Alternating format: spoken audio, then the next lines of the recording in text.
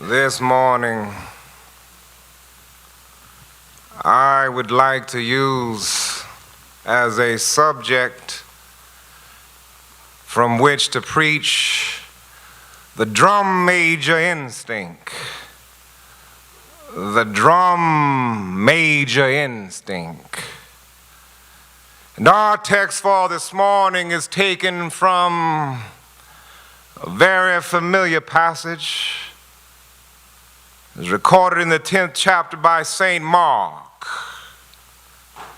Beginning with the 35th verse, we read these words. James and John, the sons of Zebedee, came unto him, saying, Master, we would that thou shouldest do for us whatsoever we shall desire. And he said unto them, What would ye that I should do for you? And they said unto him, Grant unto us that one would sit on the right hand and the other on the left hand in thy glory. And Jesus said unto them, Ye know not what ye ask. Can you drink from the cup that I drink of and be baptized with the baptism that I am baptized with? And they said unto him, We can. And Jesus said unto them, Ye shall indeed drink from the cup that I drink of. And with the baptism that I am baptized with, you shall be baptized. But to sit on the right hand and on my left is not mine to give. It belongs to those for whom it is prepared. The setting is clear. James and John are making a specific request of the Master. They had dreamed, as most of the Hebrews had dreamed, of a coming king of Israel who would set Jerusalem free and in righteousness rule the world. They saw Jesus as this kind of king. And so they were saying, now, when you establish a kingdom, grant unto us that one would sit on the right hand and the other on the left hand of thy throne. Now, very quickly, we would automatically condemn James and John. We would say they were selfish. Why would you make such a selfish request? But before we condemn them too quickly, let us look calmly and honestly at ourselves, and we will discover that we too have some of the same basic desires for recognition, for importance, the same basic desire for intention, to be first. And of course, the other disciples got mad at James and John, and you could understand why.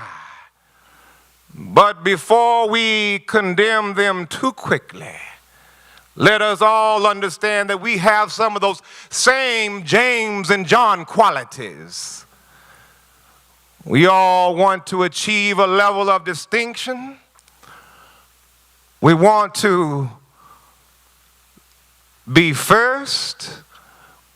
We want to lead the parade. It is something that runs the whole gamut of life. You know, we begin early in life. Our first cry as a baby was a bid for attention. And all through life, the drum major impulse or the drum major instinct is a major obsession. Children are a little bundle of ego. They ask life to grant them first place. They have innately the drum major instinct. Now, in adult life, we really never get by it. You know, we like to do something good, and you know, we like to be praised for it. Now, if you don't believe that, you just go on living life, and you will very soon discover that you like to be praised.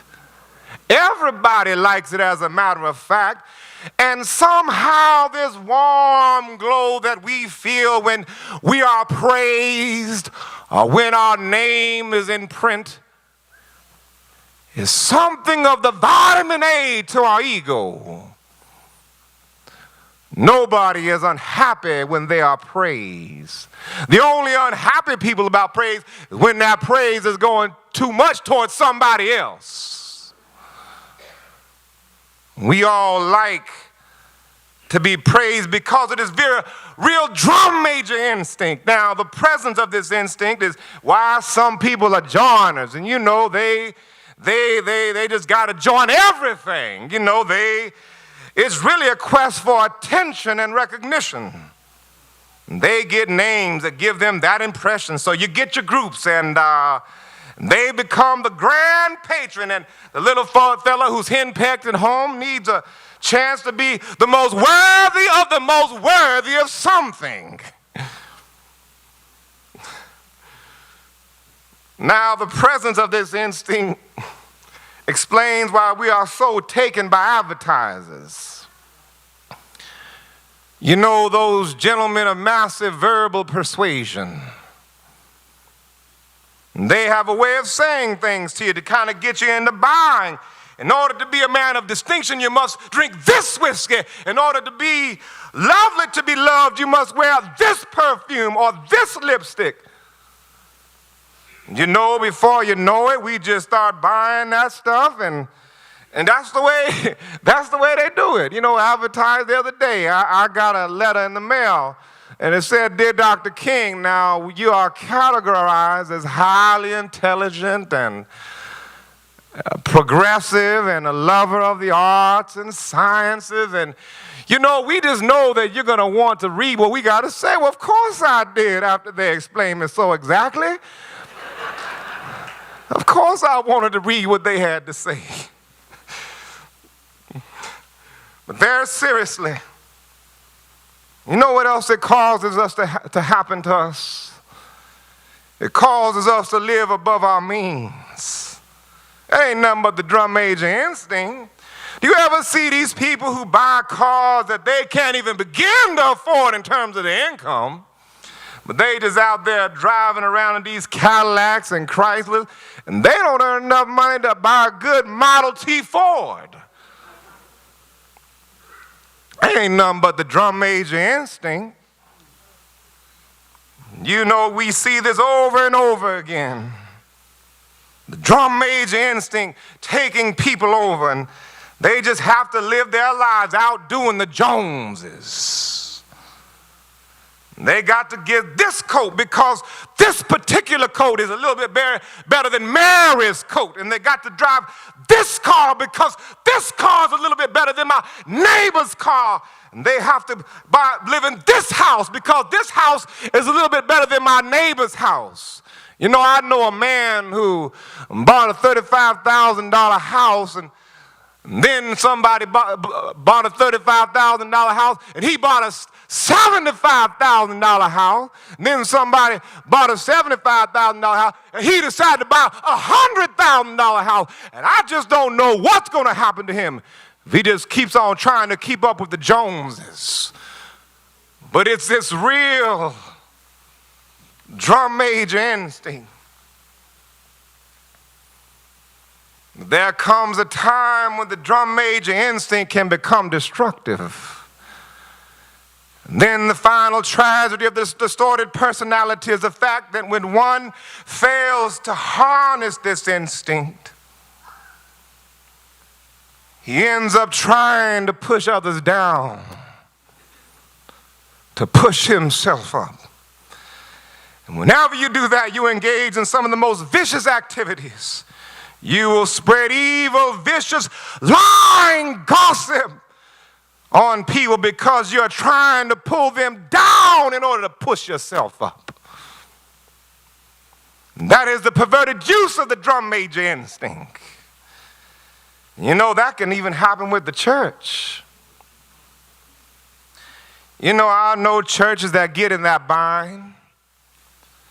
You know, I've been to churches, and you know they say, we have so many doctors, and you know, we have so many lawyers, and we got so many businessmen, and we got so many school teachers, and that's good. Doctors need to be in church. Lawyers ought to be in church. You know, school teachers ought to be in church. They ought to be in church. That's good. But even the preachers sometimes can get all caught up in that and act like the other people don't even count. And any church that violates the whosoever will let him come is a cold, dead church. It's merely a social club with a thin veneer of religiosity.